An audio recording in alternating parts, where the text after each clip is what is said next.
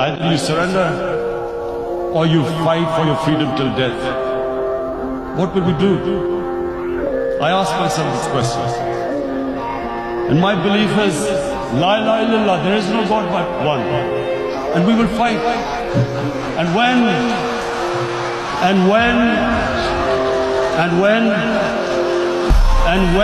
a nuclear armed country fights to the end, it will have consequences far beyond the borders.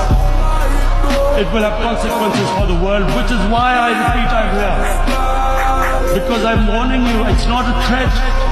It's a fair worry that where are we headed? And I've come here to tell the UN, you've got to, this is a test for the United Nations. You are the one who guaranteed the people of Kashmir the right of self-determination. They are suffering because of that. And this is the time. This is the time not to appease like in 1939 appeasement took place. This is the time to take action. And number one action must be that India must lift this inhuman curfew, which has lasted for 55 days. It must free